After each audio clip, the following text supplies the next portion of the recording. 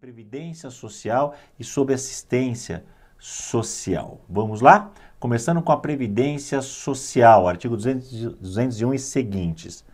A previdência social será organizada, vamos lá, então ela será organizada sob a forma de regime geral.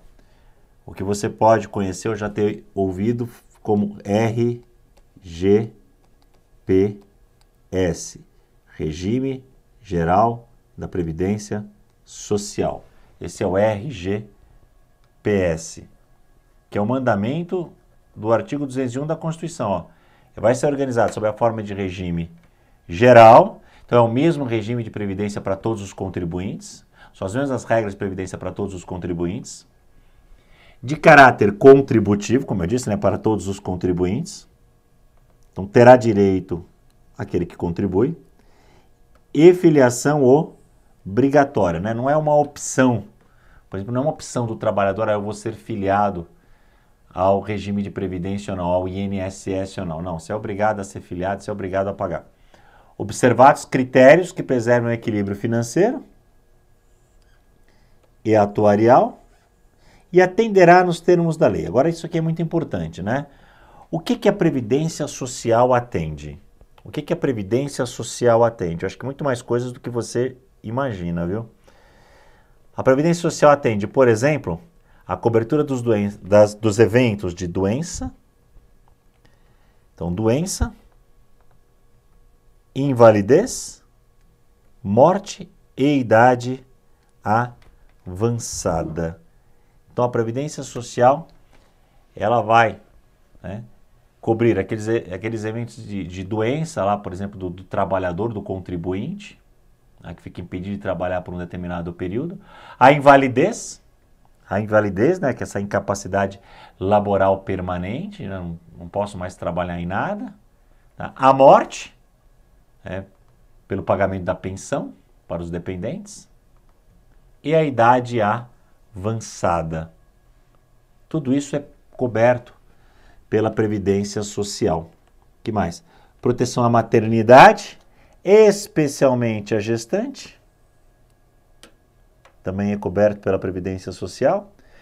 Proteção ao trabalhador em situação de desemprego involuntário. Como que se protege o trabalhador em uma situação de desemprego involuntário? Seguro-desemprego. Seguro-desemprego.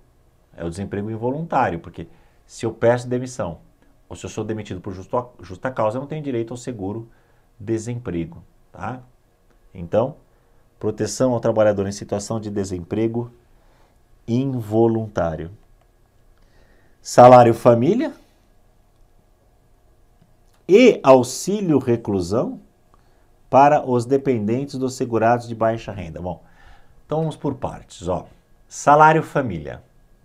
Aquele valor que o indivíduo recebe em razão do número de filhos, não é isso?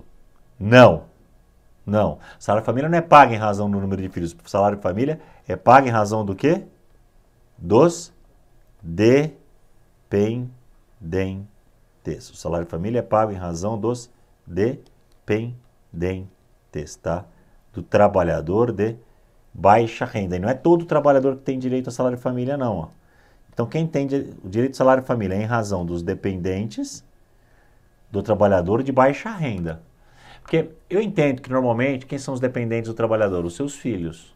Mas não necessariamente. Por exemplo, um sobrinho que esteja sob sua guarda judicial por algum motivo, esse é o dependente e pode fazer jus ao recebimento do salário-família, tá?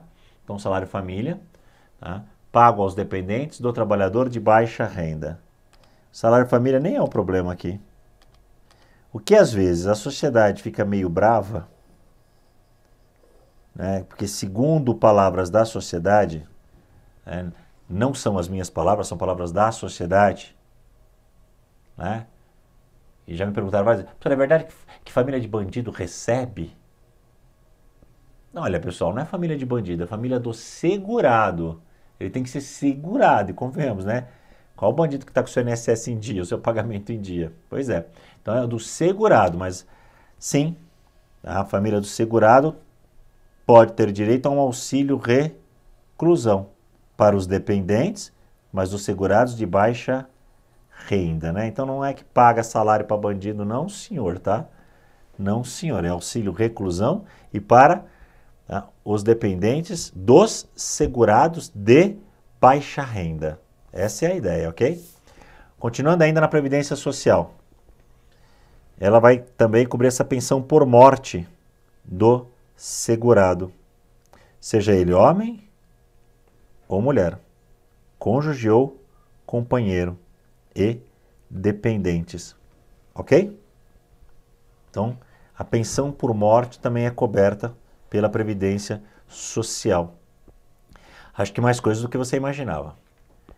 Vamos falar de aposentadoria, tá? Vamos falar de aposentadoria. Vamos ver algumas regras sobre a aposentadoria do Regime Geral da Previdência Social. Por favor, não confunda a aposentadoria do RGPS com a aposentadoria especial de quem ocupa um cargo público, seja ele na União, Estado, Distrito Federal ou municípios. São outras regras, é diferente, tá? É diferente. O que a gente vai ver aqui é a aposentadoria do Regime Geral da Previdência Social. Então vamos lá, ó. Diz lá. Primeira informação importante. É vedada a adoção de requisitos e critérios diferenciados para a concessão de aposentadoria aos beneficiários do Regime Geral de Previdência Social. Ó, vamos parar por aqui, deixa mais para frente, tá? A questão é, Regime Geral da Previdência Social. Todos se aposentam segundo os mesmos critérios. Não podem existir critérios diferenciados. Tem as exceções, mas vamos chegar lá. Primeiro vamos para a regra. A regra é que não podem existir critérios diferenciados para a concessão de aposentadoria pelo Regime Geral da Previdência Social. É isso que está aí em amarelo na sua tela. Ó, é vedada a adoção de requisitos e critérios diferenciados para a concessão de aposentadoria aos beneficiários do Regime Geral da Previdência Social. Então não pode ter critério diferenciado para isso. Ressalvados, ok, então agora vem as exceções. Deixa eu apagar aqui, ó. Ressalvados os casos de atividades exercidas sob condições especiais que prejudiquem a saúde ou a integridade física, tá? Bom, então, olha, o que pode acontecer, tá?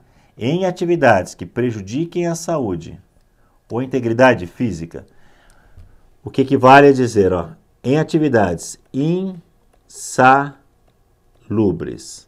ou atividades perigosas, tá? Em atividades insalubres ou perigosas, tá?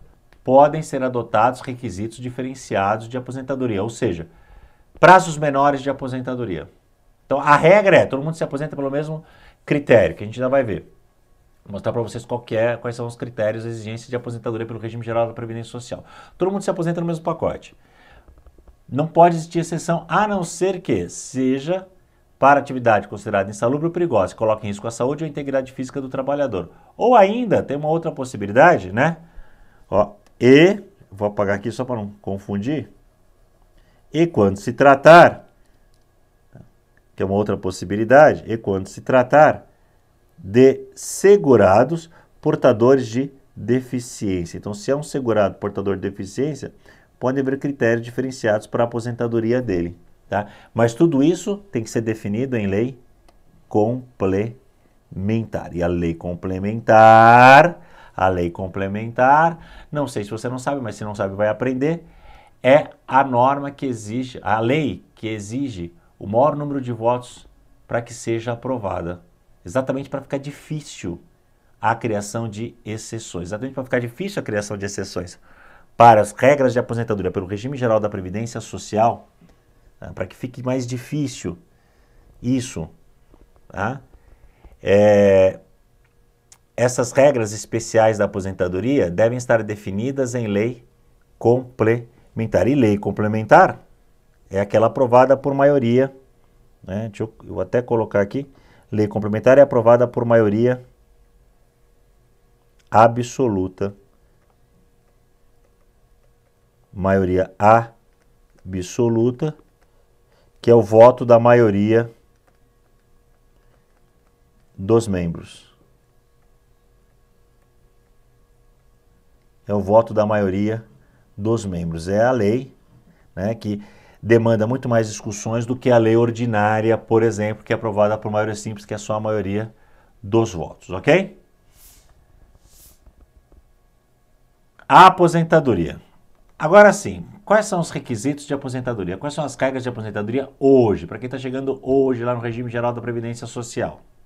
Vamos ver quais são as cargas de aposentadoria para quem está chegando hoje no regime geral da Previdência Social.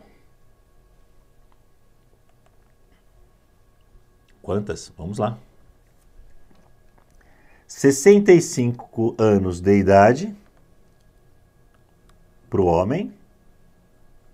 Então, esse é o prazo, 65 para o homem, tá? 65 se homem. E 62 anos de idade se mulher. Então, 65 anos de idade para o homem, 62 anos de idade se mulher. Tá? Esse é o prazo de aposentadoria do regime geral da Previdência Social. É com esse prazo que as pessoas vão se aposentar no regime geral da Previdência Social. Porém, agora,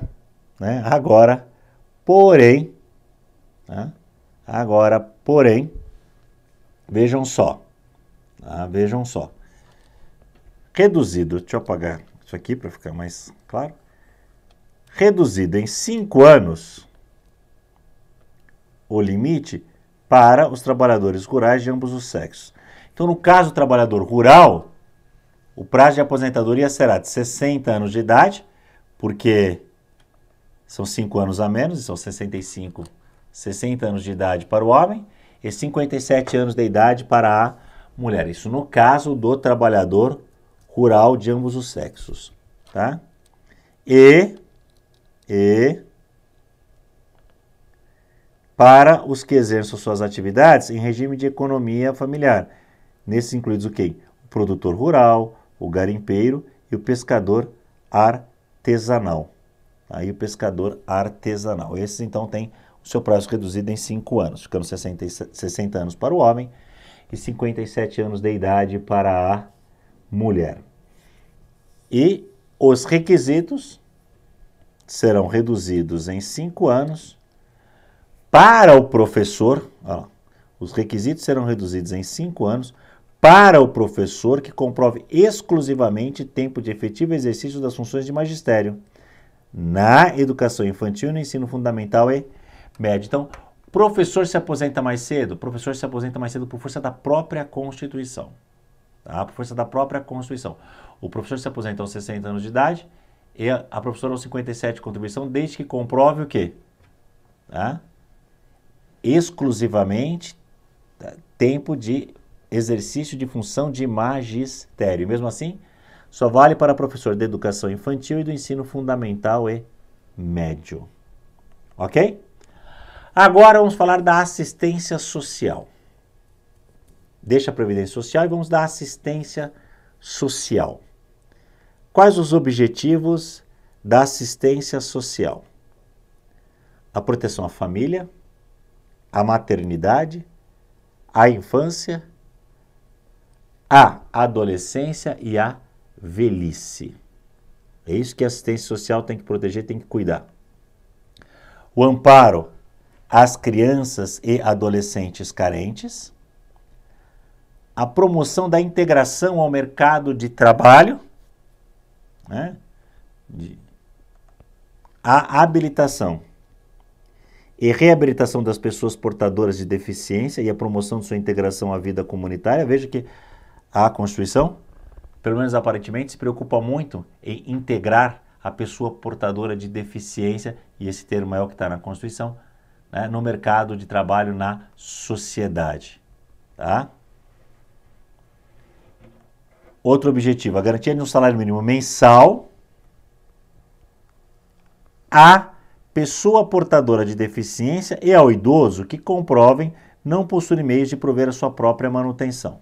Então, se o idoso ou o deficiente não tem condições de manter a sua vida, né? Não tem dinheiro para comprar comida, não tem dinheiro para comprar remédio. Quer dizer, ele não tem isso que a Constituição está dizendo aí, ó, com meios de prover a sua própria manutenção, ele tem a garantia de receber um salário mínimo para custear pelo menos, no mínimo, as despesas básicas com a sua manutenção.